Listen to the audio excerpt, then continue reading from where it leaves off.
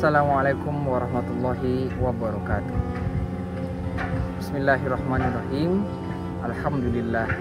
Alhamdulillahilladzi bini'matihi tatimmus sholihat wa bini'matihi tatahaqqaqul ghayat. Wassalatu wassalamu ala Rasulillah Muhammadin ibni Abdillah wa ala alihi wa ashabihi wa dzurriyyatihi.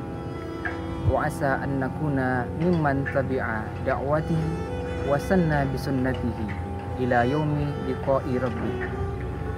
Ikhwati fillah, alhamdulillah kita telah sampai di hari yang ke-15 di bulan Ramadan ini.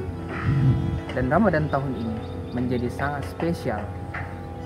Di samping kita masih dalam keadaan bersedih atas pandemi COVID-19 yang melanda dunia, wabil khusus negara kita Indonesia.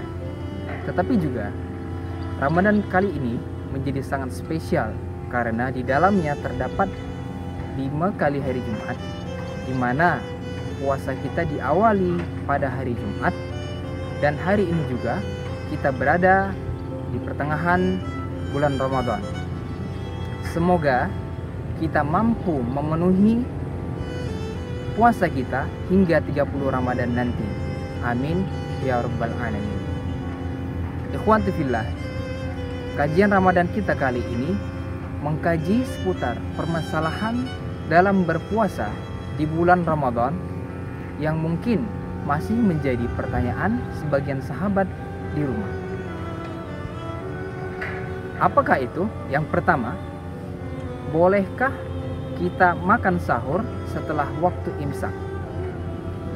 Allah Subhanahu wa taala berfirman di dalam Al-Qur'an yang artinya, makan dan minumlah kalian hingga jelas bagimu benang putih dari benang hitam, yaitu terbitnya fajar.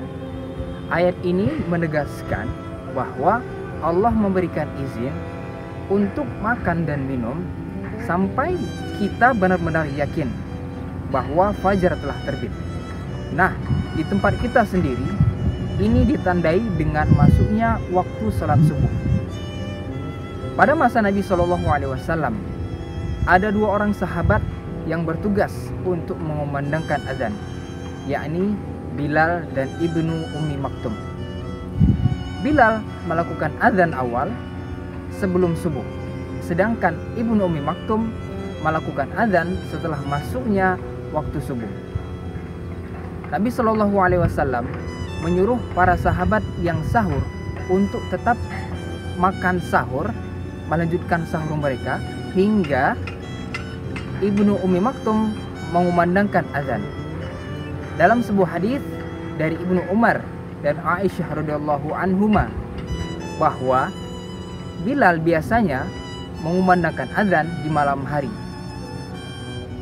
Lalu Rasul SAW bersabda, makan dan minumlah kalian hingga Ibnu Ummi Maktum mengumandangkan azan, karena tidaklah ia mengumandangkan azan kecuali setelah terbitnya fajar. Dalam kitab Silsilah Ahadits As-Shahihah pada keterangan hadis nomor 1394 terdapat beberapa riwayat. Yang pertama, dari Abu Umamah, azan subuh telah dikumandangkan, sedangkan Umar masih memegang gelas. Lalu kemudian Umar bertanya kepada Nabi, bolehkah aku meminumnya, wahai Rasulullah? Lalu beliau menjawab, ya, dan Umar pun meminumnya. Riwayat Ibnu Jarir dan sanadnya hasan.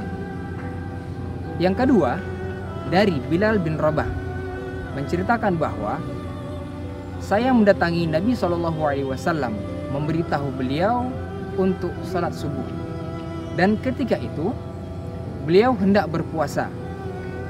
Lalu beliau meminta untuk dibawakan air, dan kemudian beliau meminumnya, dan kemudian beliau memberikan sisanya kepadaku, dan aku pun meminumnya. Lalu beliau menuju masjid untuk salat. Riwayat Ahmad dan perawinya thiqah. Yang ketiga, dari Anas bin Malik radhiyallahu anhu menceritakan bahwa Nabi SAW pernah menyuruh beliau untuk melihat siapa yang ada di masjid. ternyata ada Abu Bakar dan Umar. Aku memanggil keduanya, lalu aku membawakan makanan dan minuman dan kuhidangkan di hadapan Nabi Shallallahu Alaihi Wasallam. Beliau makan, Abu Bakar makan, dan Umar pun ikut makan. Kemudian mereka keluar menuju masjid dan Nabi Shallallahu Alaihi Wasallam mengimami sahabat salat subuh di masjid. Riwayat Al-Bazzar dan Al-Hafidh Ibnu Hajar Al-Asqalani menilai sanadnya hasan. Keempat, dari Hibban bin Harith. Kami pernah sahur bersama Ali bin Abi Thalib radhiyallahu anhu. Selesai sahur, beliau menyuruh muadzin untuk mengumandangkan iqamah. Hadis riwayat At-Tahawi dalam Syarhul Ma'ani dan perawinya thiqah.